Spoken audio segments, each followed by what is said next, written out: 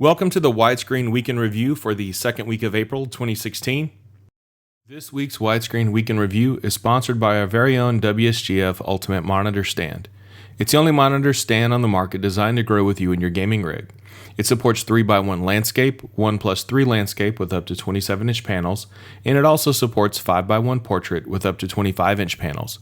For more information, visit wsgf.org/stands. First up, we have Divinity Original Sin, the Enhanced Edition.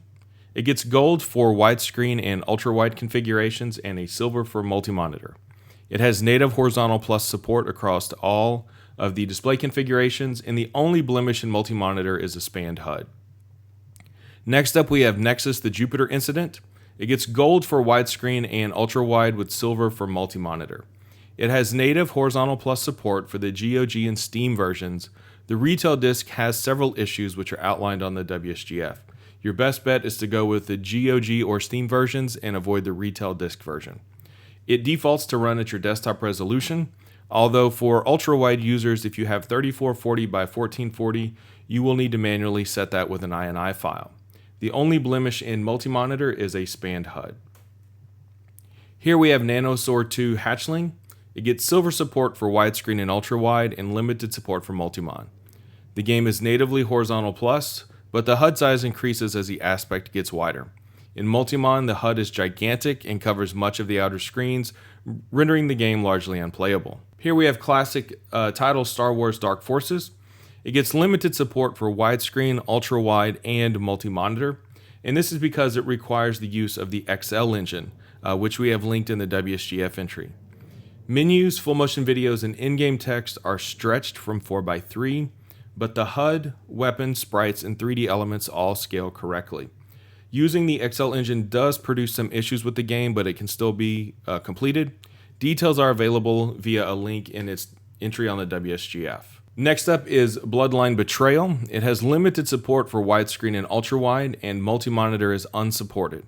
Widescreen only supports 16:9, and that is what is stretched across a multi-monitor configuration.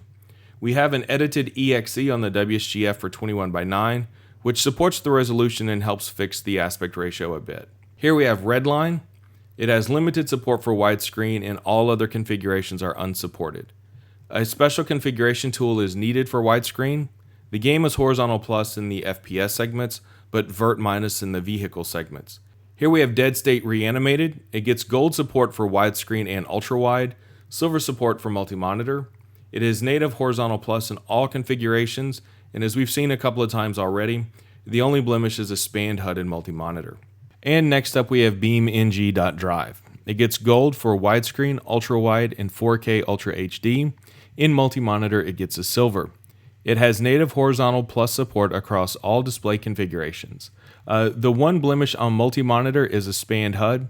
However, it was the developer that posted the detailed report to the WSGF, so hopefully we can work with them to get that one blemish corrected. And finally, we have Tom Clancy's Splinter Cell Blacklist. It gets gold support for widescreen, limited support for ultra-wide, and in this instance, both multi-monitor and 4K are untested. It is natively anamorphic in widescreen, 16:9. Ultra-wide requires a custom loader, but it does end up being horizontal plus. I would like to close this week's episode by thanking community member Dan Jallicle.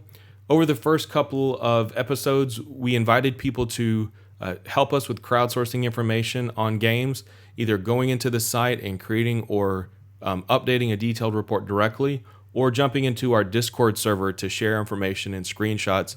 And Dan Jallicle did just that. And if it wasn't for him, we would not have been able to get out the information on the recent Doom closed beta. So thanks to him, and we look forward to seeing everyone next week.